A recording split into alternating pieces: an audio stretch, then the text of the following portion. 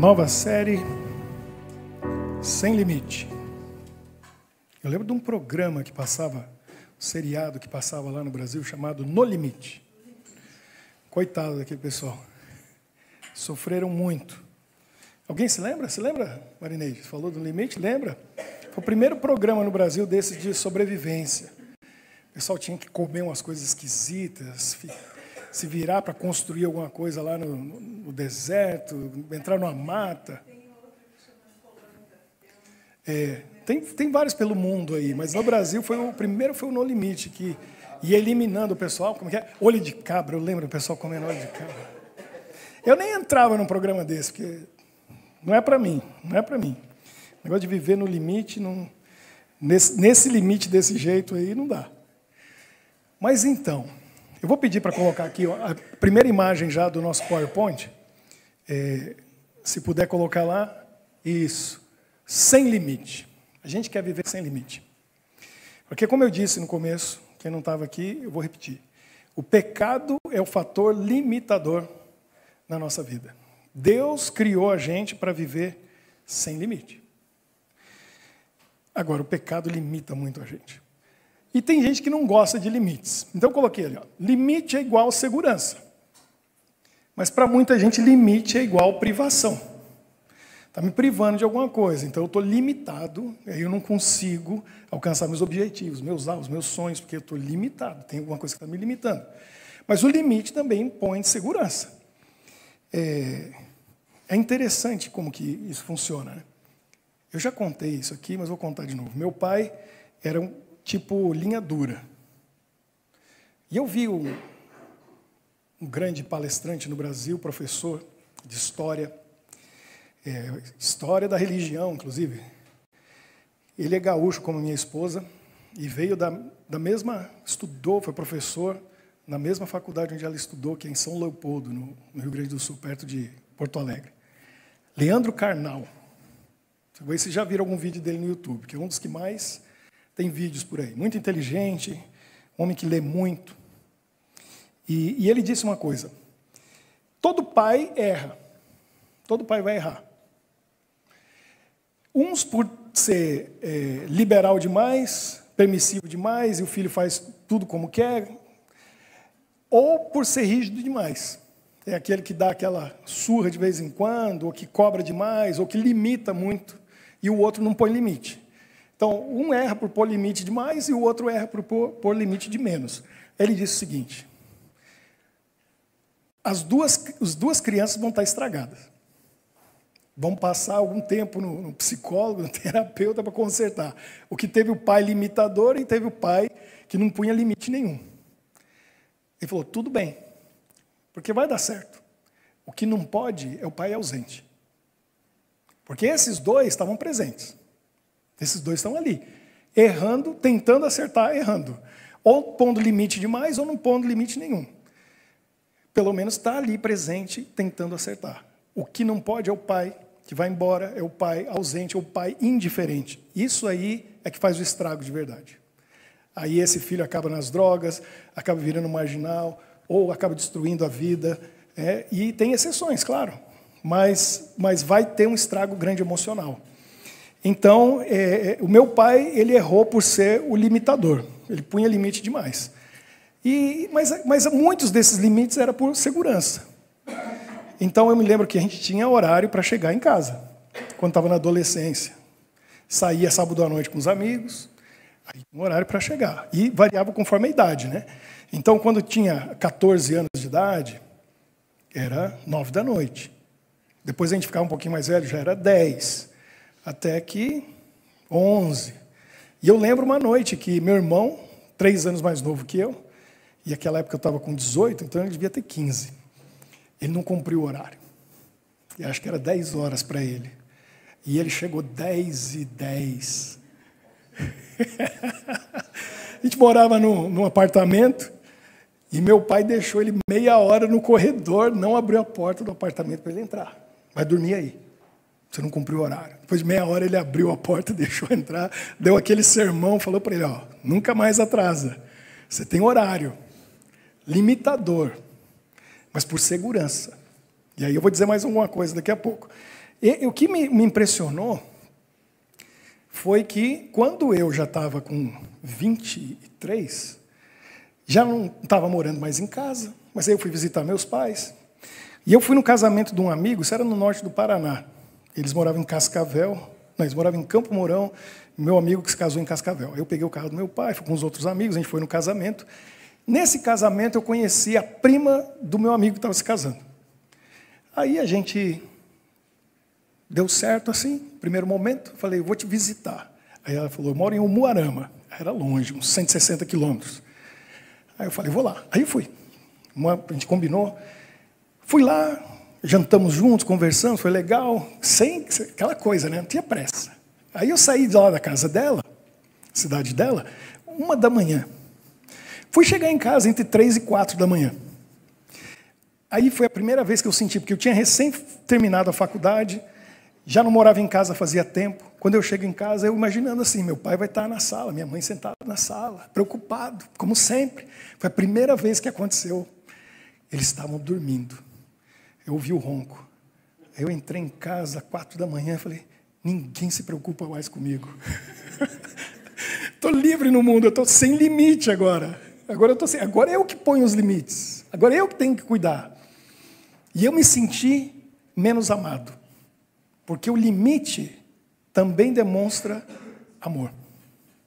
Demonstra que tem amor. Quer ver que interessante? Quem é brasileiro e das antigas vai lembrar de uma mulher muito famosa no Brasil. Loira, cabelão assim, não é liso, como que fala? Não é crespo, não é encaracolado, não é bem pichain, não, ele é loira, alta. Um dia eu encontrei com essa mulher no aeroporto de Congonhas, que esse povo famoso vive assim, Rio-São Paulo, Congonhas, Santos Dumont. E eu estava no aeroporto de Congonhas, São Paulo, quando eu passei perto dela, estava com o marido dela. O marido dela devia ter 1,90 e pouco, ela tem mais de 1,80. Eu tenho 1,80, ela era mais alta que eu. Eu falei, na televisão, ela sempre está sentada, entrevistando as pessoas. Nunca tinha visto em pé. Quando eu passei do lado da mulher assim, eu falei, é um mulherão. O programa que ela entrevistava chama De Cara com Marília Gabriela. Lembra da Marília Gabriela? Pois é essa aí. Ela contou numa entrevista, porque ela sempre entrevistava, né? Ela era entrevistadora. Mas ela foi entrevistada e na entrevista ela contou que os pais dela foram muito limitadores. Muito. E aquilo criou um trauma nela. Aí ela prometeu que o dia que ela tivesse filhos, ela não ia pôr limite nenhum. Nenhum. Criança vai fazer o que quiser. Os filhos dela rasgavam sofá, rabiscavam sofá, pintavam na parede. É arte, deixa desenvolver o lado artístico. Não tinha limite. E aí, chegou na adolescência, os filhos dela, mãe, estamos saindo. Beleza, onde vocês vão? Vamos na balada e tal. Tá bom, beleza. Não tem hora para voltar. Tá bom, volta a hora que vocês quiserem. E assim foi. Sabe o choque que ela levou? Foi o dia que os filhos estavam ali com 15, 16, 17 anos de idade, na adolescência. Chamaram ela para conversar. Mãe, senta aí. Você ama a gente? Aí ela, claro que eu amo vocês. Bom, porque não parece, mãe. Você não põe limite. A gente não tem hora para chegar em casa. A gente conversa com todos os nossos amigos e a gente volta, porque eles têm horário para chegar em casa. A gente não.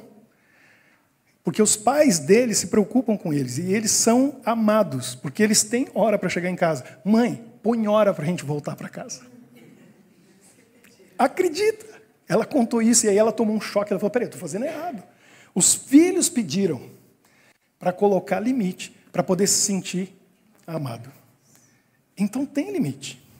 Está num relacionamento a dois, está cheio de limite. Pode nem olhar muito para o lado. É prova de amor, é prova de amor. Então, essas limitações demonstram que há amor.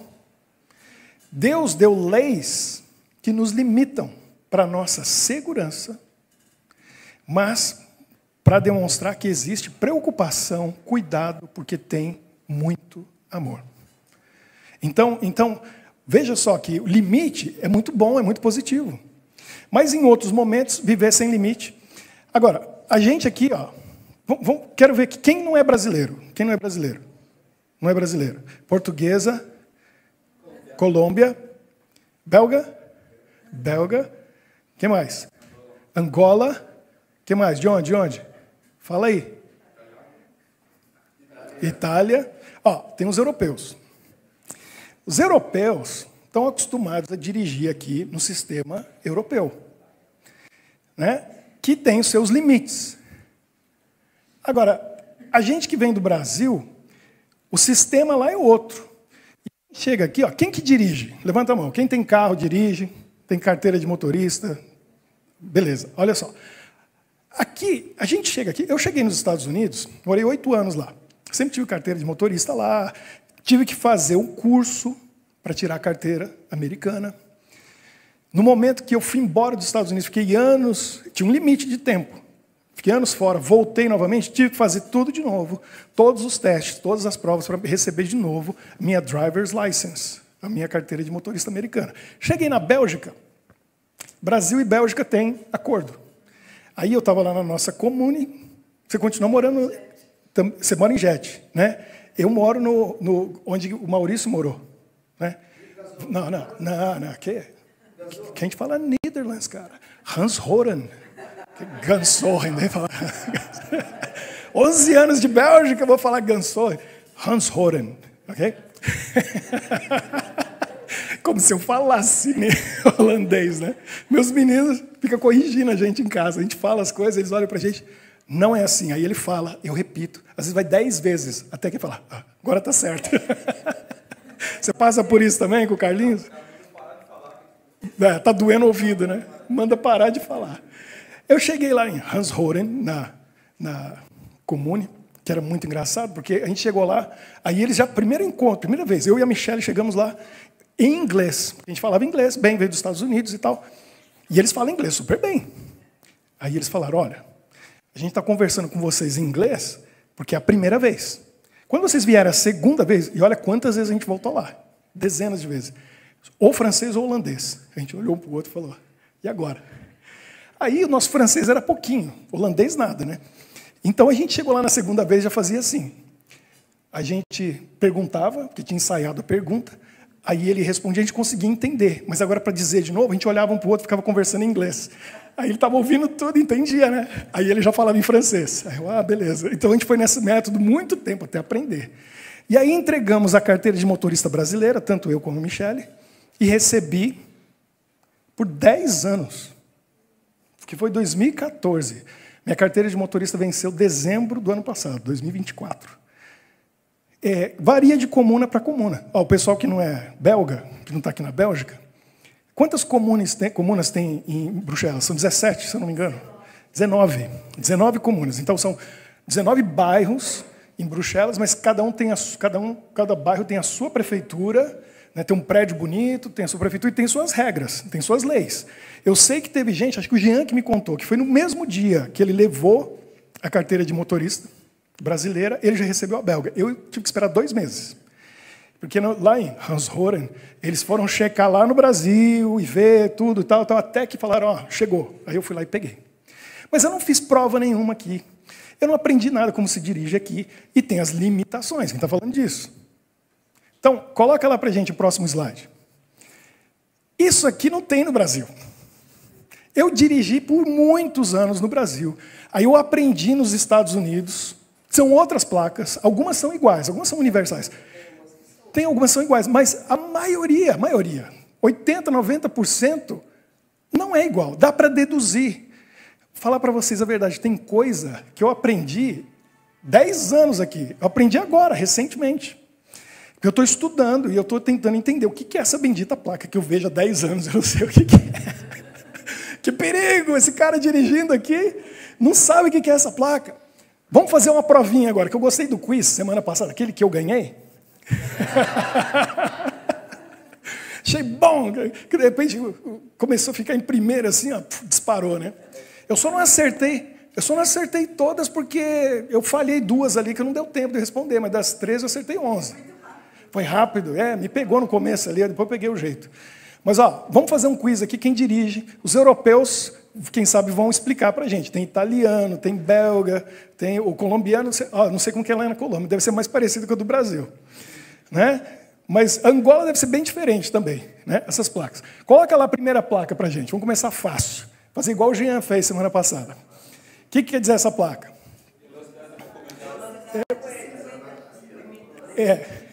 Então, limite de velocidade.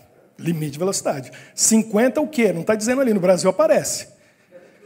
Quilômetros por hora. Só que se essa placa estiver na Inglaterra, é o quê? Não, essa placa na Inglaterra quer dizer o quê? 50 milhas por hora. O que é bem diferente. Porque 50 milhas por hora é 80 quilômetros por hora. Olha a diferença. É grande, hein?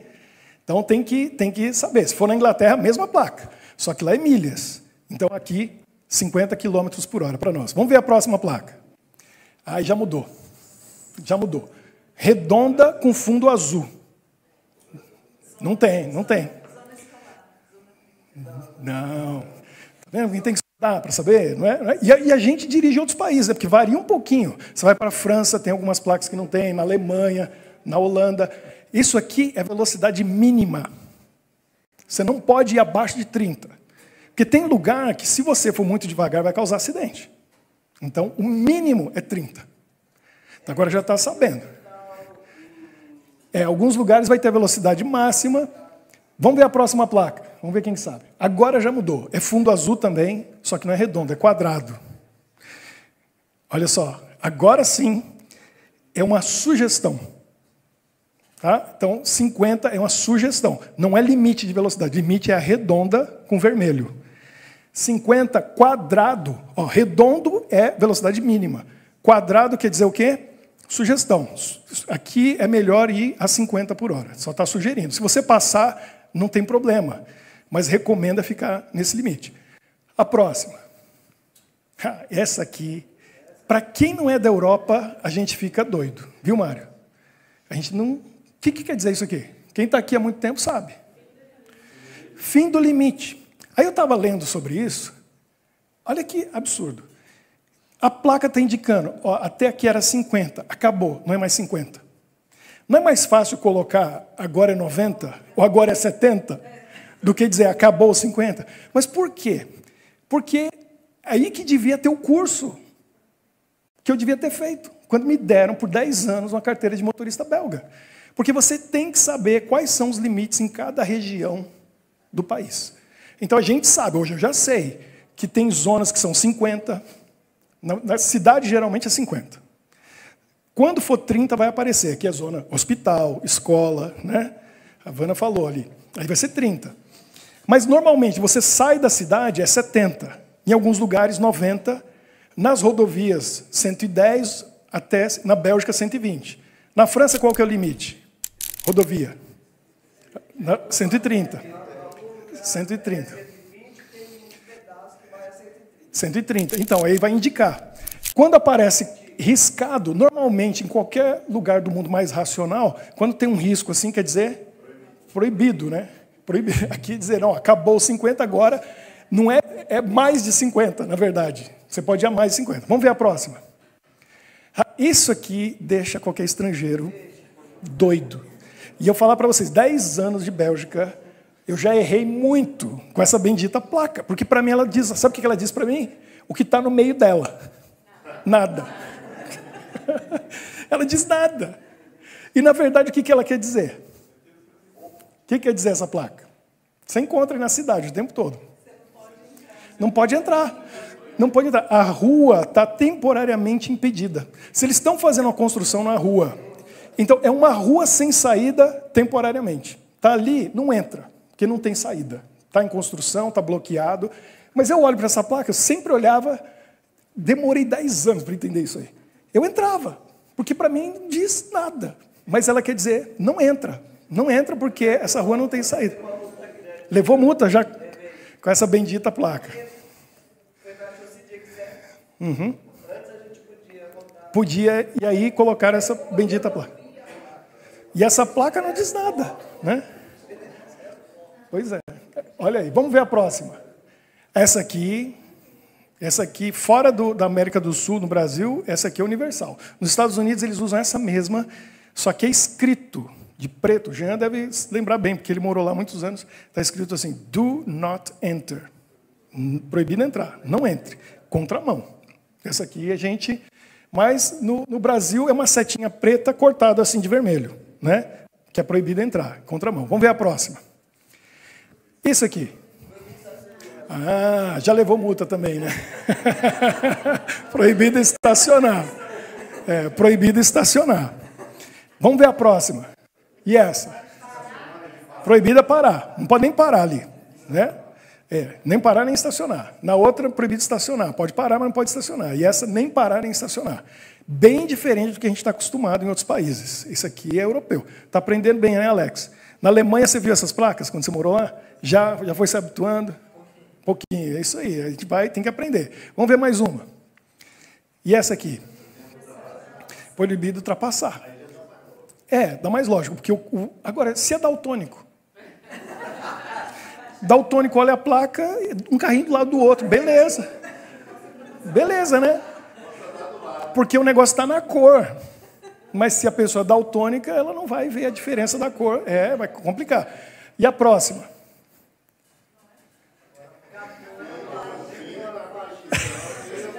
Então, você está entendendo o absurdo dessa placa? Por quê? Porque agora pode ultrapassar. Mas está cortado, e para nós o cortado é não, não pode. Então, na nossa lógica, é assim, não pode ultrapassar. Mas aqui pode, acabou. Então, essa placa está cortada, está dizendo assim, acabou a restrição de não pode ultrapassar, pode ultrapassar. Mas a lógica nossa é diferente, porque está cortado. Vamos ver mais uma.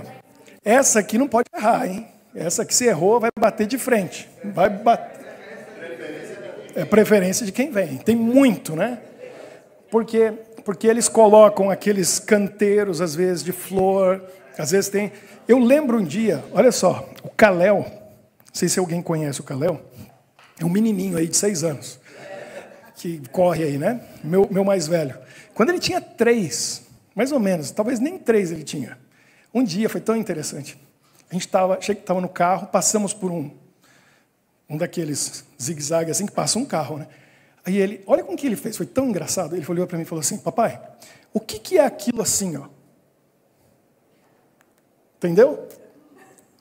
Porque a gente vem e faz assim, que tinha um canteirinho aqui, o outro assim, ele pegou e fez assim com a mãozinha. Papai, o que é isso? Assim, a gente fez assim. Aí eu tive que explicar para ele, tem essa placa, que é o vermelho para você que está indo, o de lá tem a preferência. Aí você espera, o outro vem, aí você passa naquele zigue-zague para não bater de frente.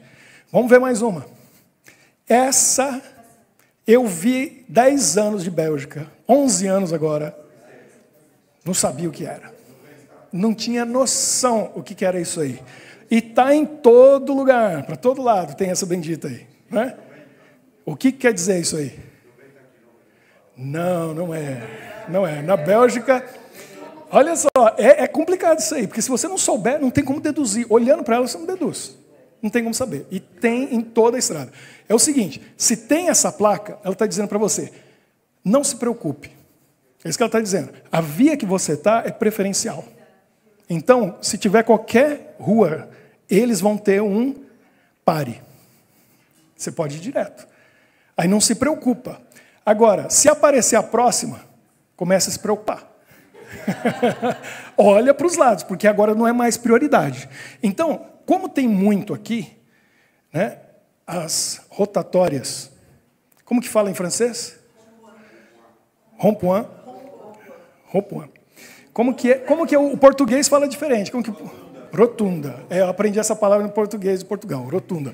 Quando chega, aparece essa aí. Porque você está numa via principal, tem aquele losango amarelo, e aí, quando está chegando na rotunda, ou no rond-point, ou na rotatória, vai aparecer essa aí, para dizer o seguinte, ó, agora você não tem mais o direito de passagem. Não é a via principal. Vai ter outras ruas que vão ter prioridade. Então, você tem que olhar. Muito interessante, ajuda muito, para você ficar tranquilo. Mas eu não tinha ideia. Eu olhava isso, eu ficava olhando, e eu saía de bicicleta, eu via, e eu de carro por aí. O que é esse negócio aí? Agora eu entendi. Vamos ver a próxima. Então são os limitadores. Agora essa aí, chegamos onde eu queria. Então olha só. Essa série vai ser com boné. Comprei o boné porque eu gosto tanto dessa placa que eu uso esse boné. As pessoas ficam olhando para mim e muitos não entendem o que é. Mas eu gosto muito, porque só tem um país no mundo, e é na Europa, que usa essa placa. Porque só tem um país no mundo que essa placa faz sentido.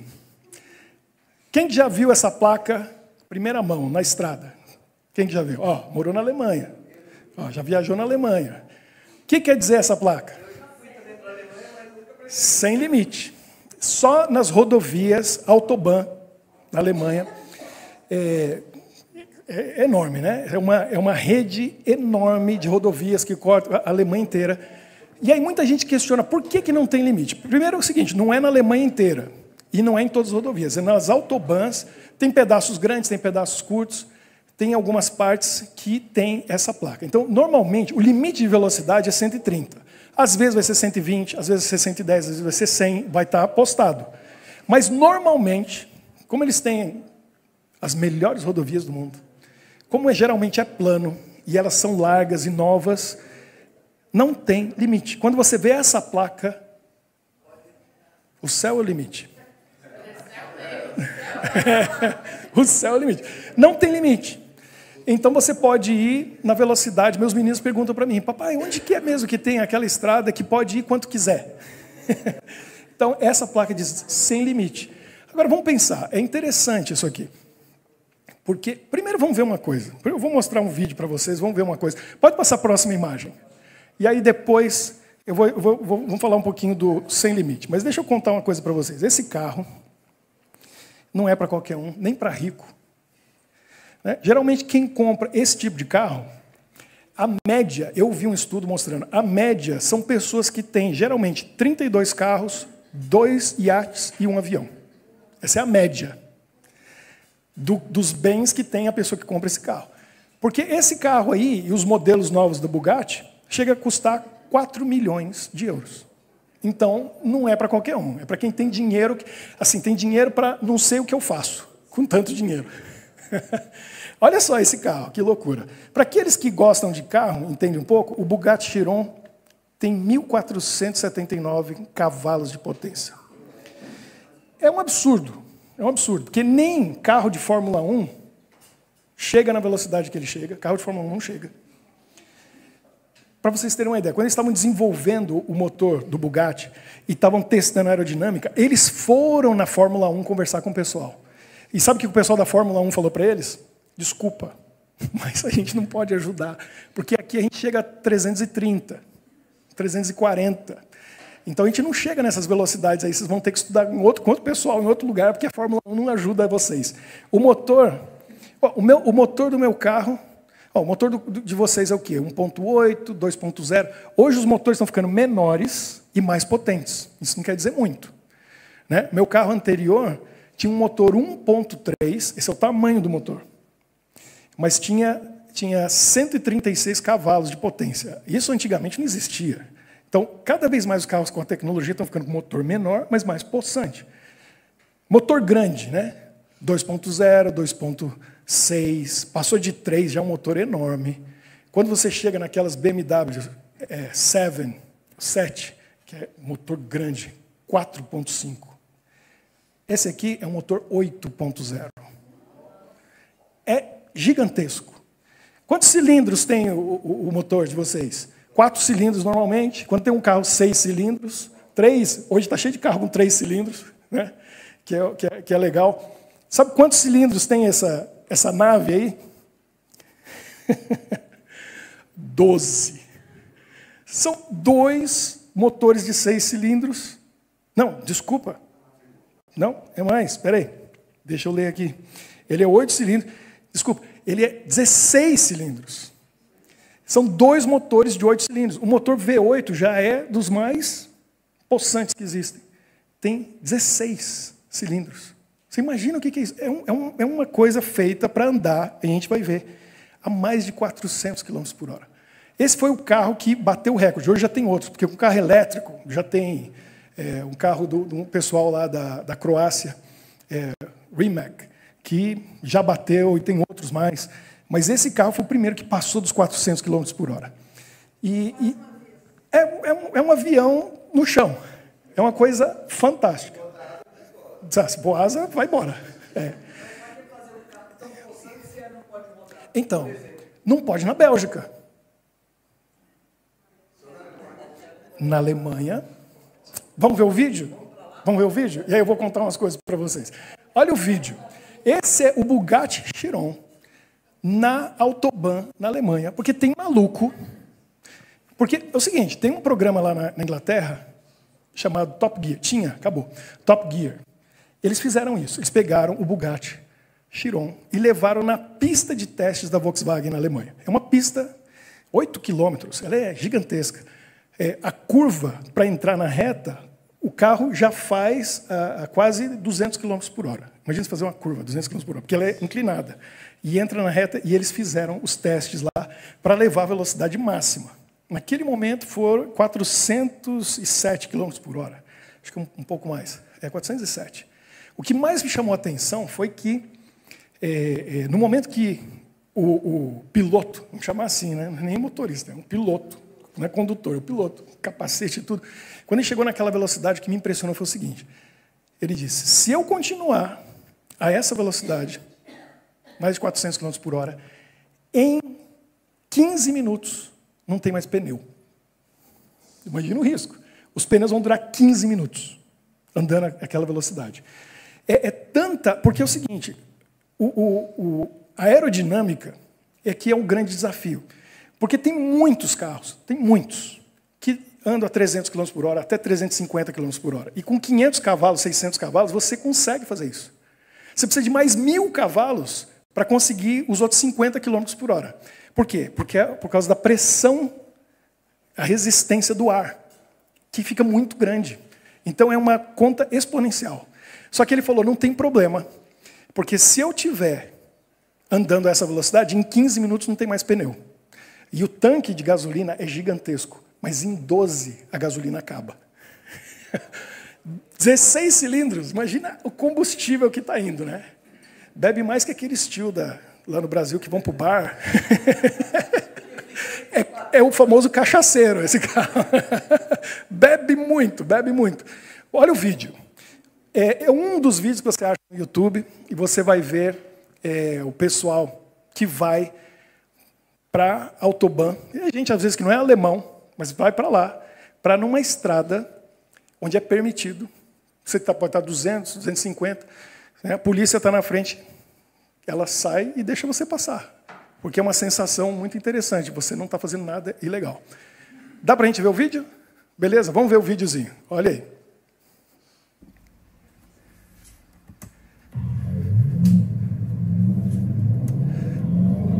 Estou ouvindo o som, mas não está saindo o vídeo lá. Não sei se o Jean conseguiu colocar.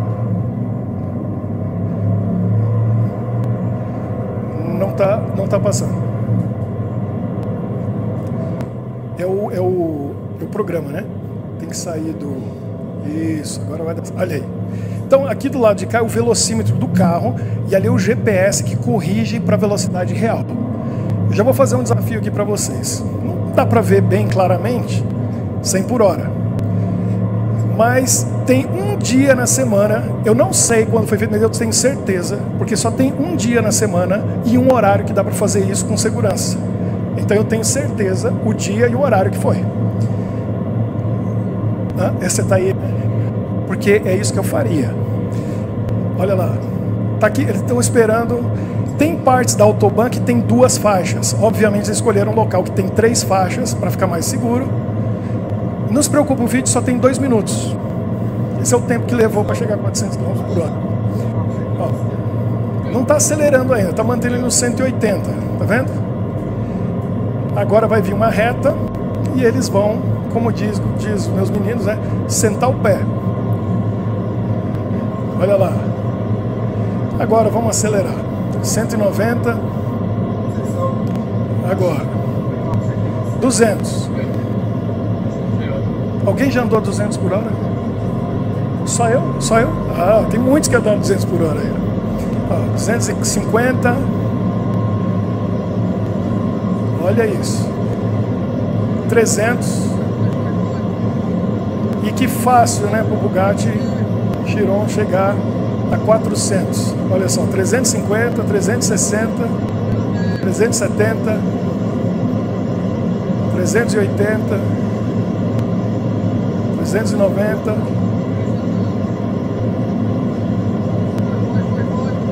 400.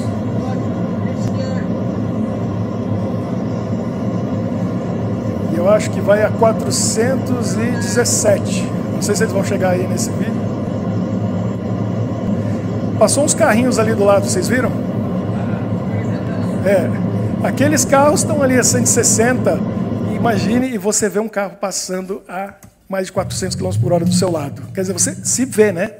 Passa assim. Bom, eu tive uma experiência muito interessante. Eu fiz uma viagem em 2015 com a Michele, meus tios e minha mãe. A gente alugou uma BMW que não era grande, era 320. E a gente estava com as malas, estava 5 pessoas dentro.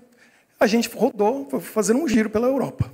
E a Michele falou para mim, regra, limite. Não passa do limite de velocidade, que eu não quero multa. Não vamos ganhar multa nessa viagem. Eu falei, beleza. E o carro nem tinha. Você foi lá em 15. Eu peguei emprestado um GPS do Jean, TomTom, que tinha... já teve o TomTom. Que tinha, assim, o limite de velocidade. E ele avisava quando chegava. Então, toda vez que apitava, a Michele do meu lado já olhava para mim, eu já tirava o pé do acelerador.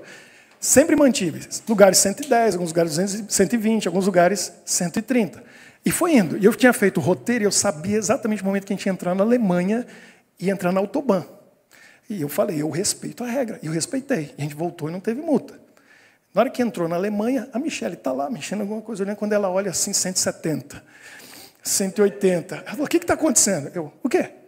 Aí ela, o que é isso? Eu falei, você não falou que não é para eu passar do limite? Então, não passei.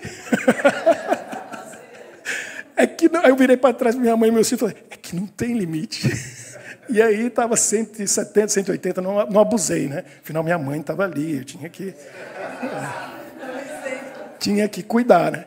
Agora, teve alguém que está ali atrás, teve uma experiência fantástica nesse negócio de Autobahn. O Jean não é de correr.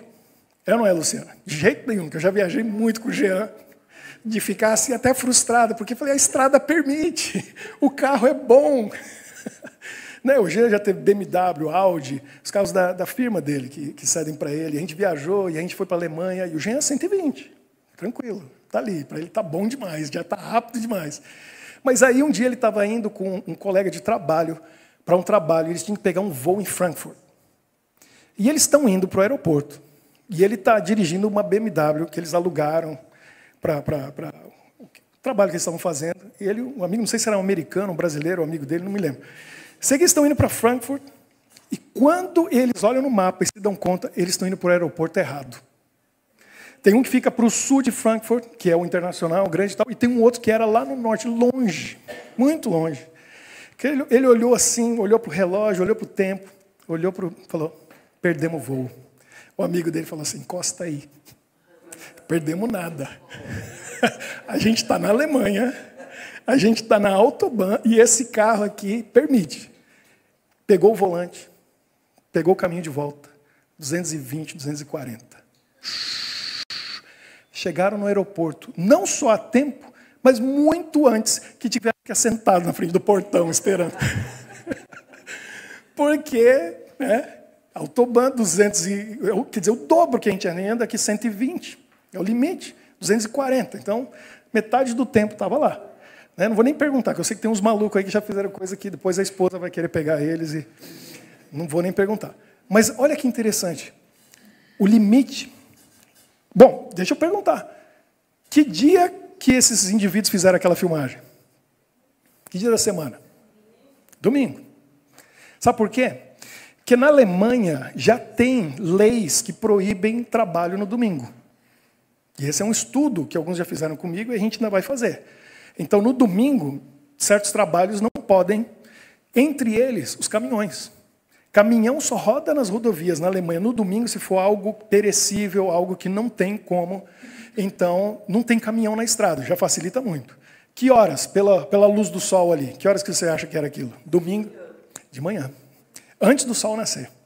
Porque é o momento que tem luz, dá para ver a estrada, mas quase não tem carro. Domingo de manhã. É o que eu faria, com certeza foi o que eles fizeram. Domingo de madrugadinha, o sol está saindo, não tem carro na estrada, não tem caminhão, senta o pé dos 400 km por hora. Que loucura. Agora, olha só, vamos pensar numa coisa. É legal, não tem limite. Você pode ir na velocidade que quiser. Então, onde que está o limite? Porque tem limite. Onde está o limite? No pé, a pessoa que decide, ou se ela for desajuizada e sentar o pé, onde que está o limite? No carro. No carro. Espiritualmente, Deus criou a gente para estar no autobahn. Para viver sem limite. E é a gente, muitas vezes, que põe o limite.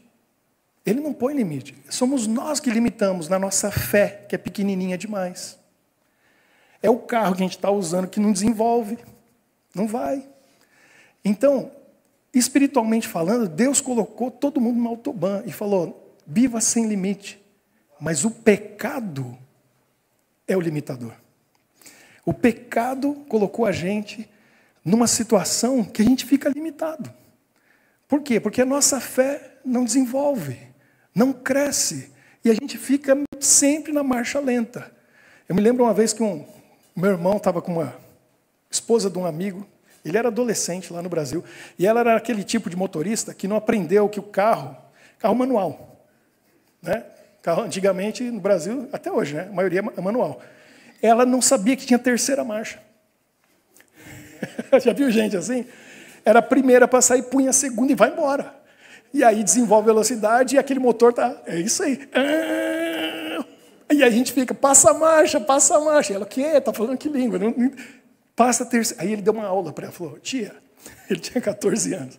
É o seguinte, você vai de segunda marcha, dá para ir. Mas acontece o seguinte, está gastando mais combustível. Olha a rotação. Se você passa para a marcha, a rotação cai e vai gastar menos combustível. O carro desenvolve mais. Aí tem uma série de coisas. Aí ela, tá. Aprendeu a usar a terceira. Então tem cristão de segunda marcha. Que fica aí 10 anos, 20 anos, e Jesus falando assim, era para você estar voando. Mas você está aí na segunda marcha, não passa de marcha. Já está na hora de desenvolver mais. Vamos andar mais rápido? Vamos desenvolver? Vamos aumentar essa fé? Porque você está travado aí. Tem gente que fala isso, né? Parece que anda com o freio de mão puxado. Não vai. Solta o freio de mão. O pecado está ali segurando. Você tem que largar a mão do pecado, que é o freio de mão que está segurando, para poder desenvolver. Quero chegar aqui no final da nossa reflexão, pensando no seguinte. A maioria das pessoas não gosta de limite. Mas tem uma coisa no nosso mundo moderno que as pessoas gostam. Quando uma coisa é limitada, porque tem uma edição especial. E isso eu estou descobrindo, nesse mundo de gente que não é do meu nível, é de um outro nível, que eles amam edição limitada. Amam edição limitada. E o tema de hoje é esse, edição limitada. Por quê? Porque isso quer dizer que você tiver algo que é uma edição limitada, você tem algo muito especial. Que quase ninguém tem. Quase ninguém tem. Quase que qualquer produto, principalmente produtos de luxo, eles oferecem para a população a marca, roupa é assim, não é? E aí qualquer um pode comprar e custa caro, mas a edição limitada custa muito mais caro. Porque aí você sabe que só você tem. Pelo menos onde você está. Lá no Brasil, e em outros lugares, quando tem uma franquia muito grande, lojas e lojas e lojas, eles colocam uma unidade por loja. E aí, geralmente, o cliente VIP que vai ter acesso. É aquele que compra sempre ali, que já está na lista da loja. E nem vai para a vitrine, porque é edição limitada. E já entra em contato com a pessoa que tem dinheiro e gosta e fala, já está reservado aqui para você. Eu não sabia disso. Eu gosto muito de carro. Deu para perceber, né? E a Porsche Por muitos anos, descobriu-se recentemente, eles produziam alguns modelos que ninguém nem sabia que existia. Eles faziam 100. Ninguém sabia. Eles só já entravam em contato com os clientes VIPs e diziam, a gente tem um modelo novo, custa tanto, está reservado aqui para você. E esse pessoal estava dirigindo esses carros que ninguém nem sabia que existia. Porque são edições limitadas que não vão nem para o público. Hoje já tem, está divulgado, o pessoal conhece.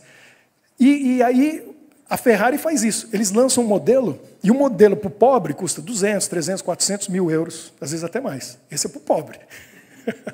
Aquele mesmo carro, eles pintam diferente, eles colocam um motor um pouquinho mais potente, algumas coisas, aí ele vira edição limitada.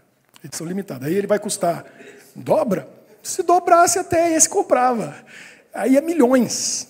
Milhões. O último edição limitada, que é a F80, está avaliado em mais ou menos 4 milhões de euros. E eles produziram 799. Aí está uma crítica, dizendo assim, está fazendo muito, então não é limitado coisa nenhuma. Eu sei que tem eu e tem mais 800 aí no mundo que tem esse mesmo carro. Que limitado que é? E está aumentando, os números do limitado estão aumentando, porque tem gente com dinheiro querendo comprar, eles querem vender. Então o limitado já não está nem mais sendo limitado. Coloca só a próxima imagem, para vocês terem uma ideia. Esses aí são alguns carros de edições limitadas. Tem um igualzinho, o modelo está aí andando na rua, a pessoa pagou 300 mil, 400 mil, que já é dinheiro demais, porque é uma casa muito boa na Bélgica, né? Uma casa de 400 mil, está feliz pro resto da vida. É um carro. E aí eles colocam lá a edição limitada desse carro e vai valer milhões. Por quê? Porque aquele modelo tem pouca gente que tem.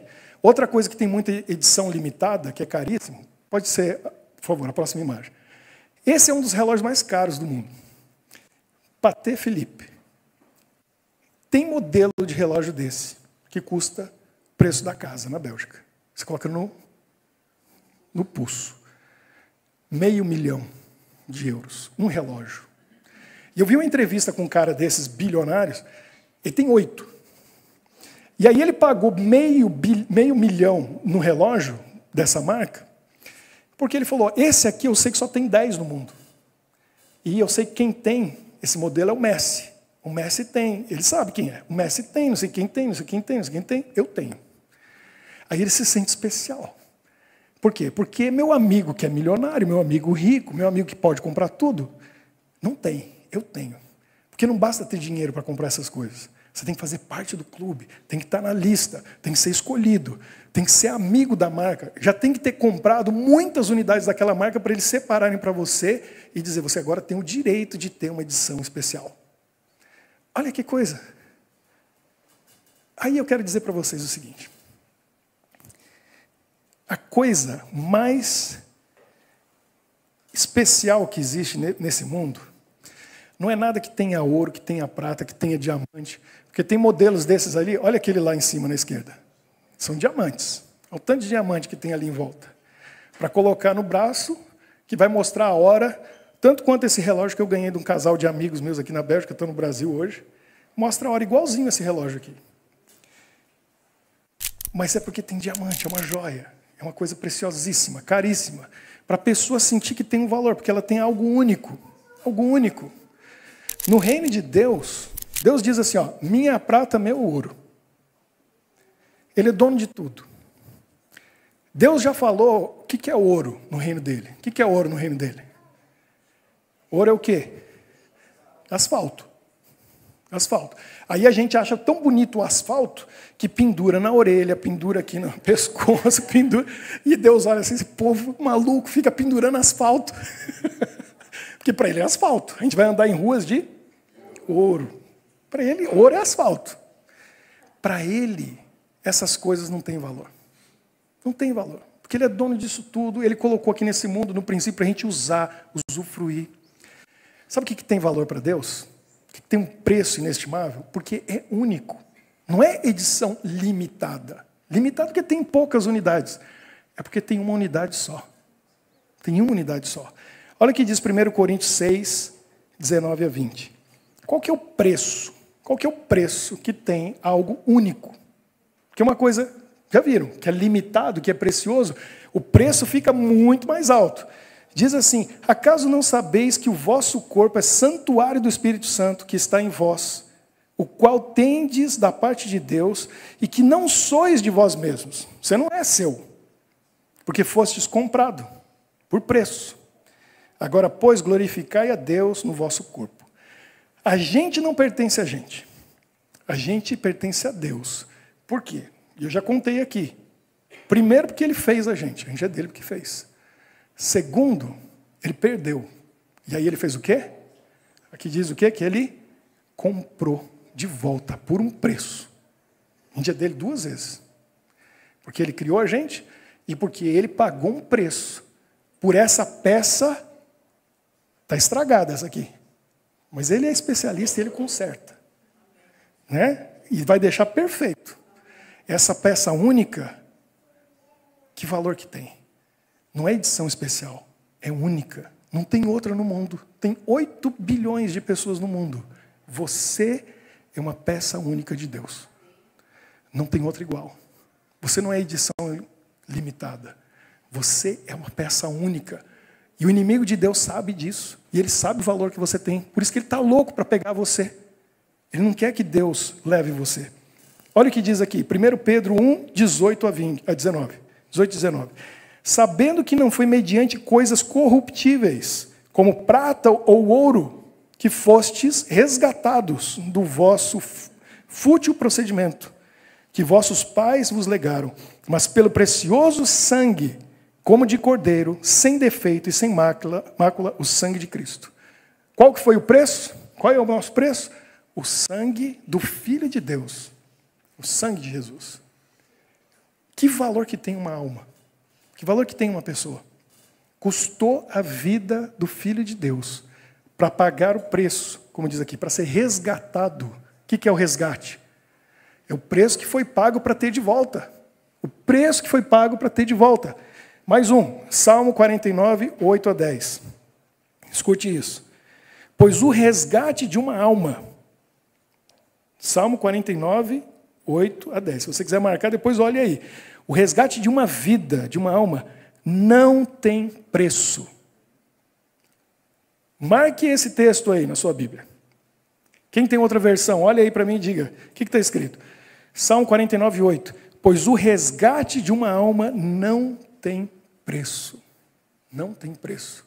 Quanto que vale a vida do Filho de Deus? Quanto que vale? O dono de tudo que existe no universo. O Criador de tudo, Todo-Poderoso.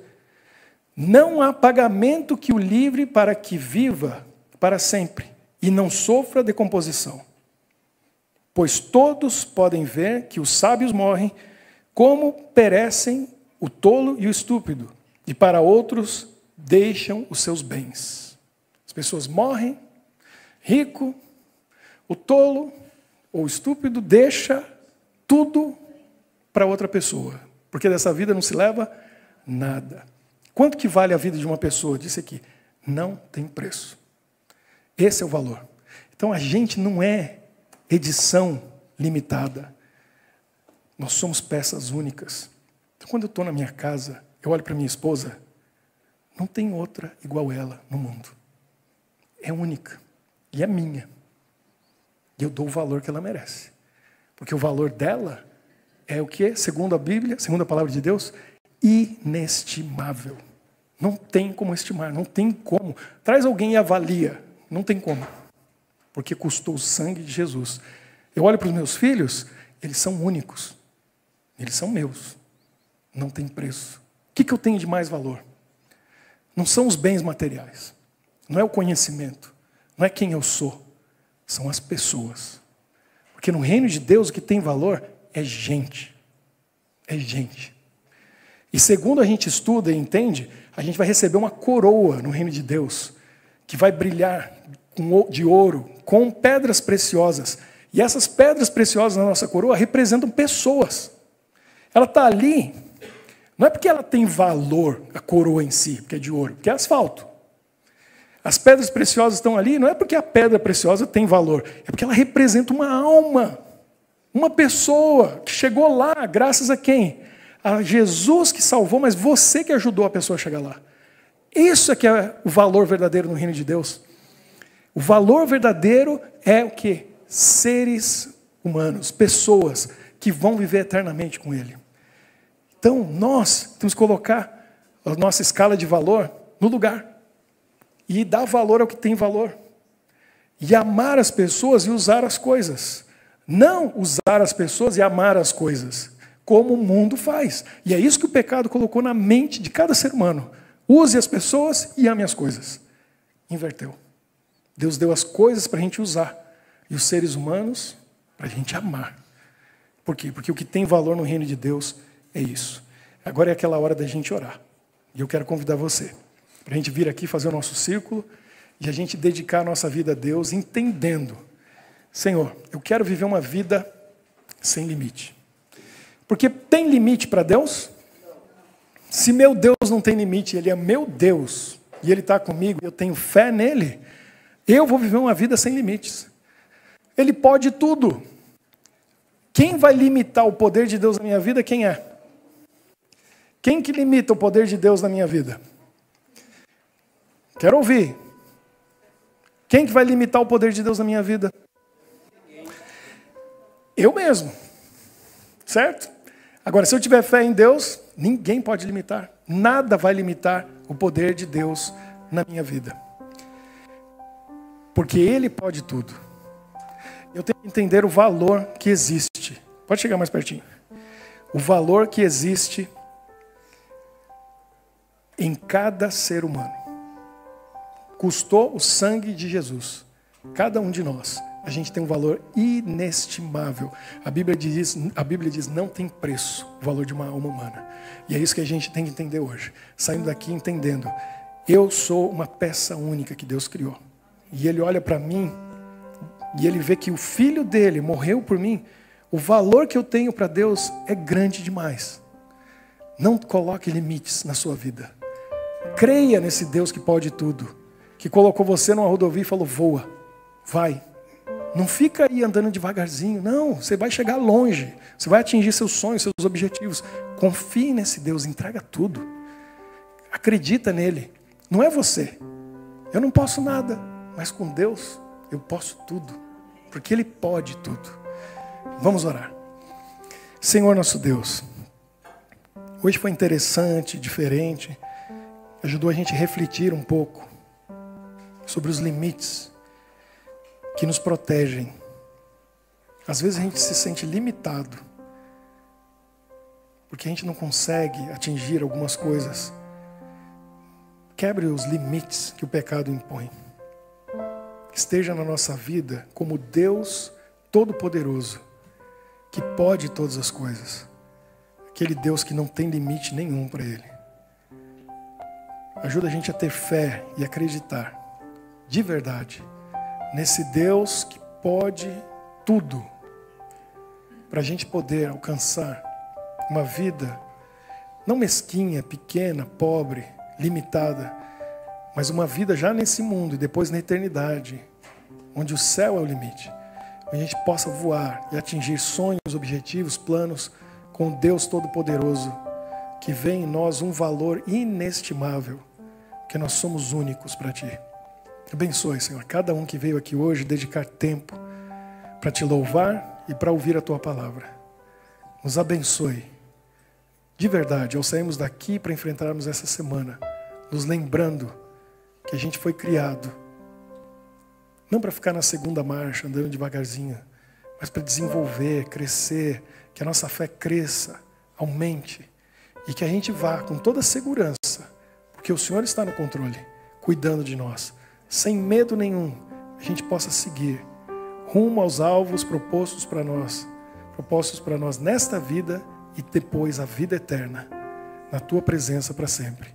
Nos ajude a dar o valor correto às pessoas que estão ao nosso redor, dando valor ao ser humano e não a objetos, a coisas perecíveis, que nesse mundo estão aí para serem usados e muita gente usa como um item que os torna mais especiais, para mostrar, para aparecer para os outros. Não, que a gente entenda, Senhor, que a gente está acima disso tudo, porque o ser humano tem valor, a vida humana tem valor, e foi por cada um de nós que o Senhor veio e deu a vida aqui nesse mundo.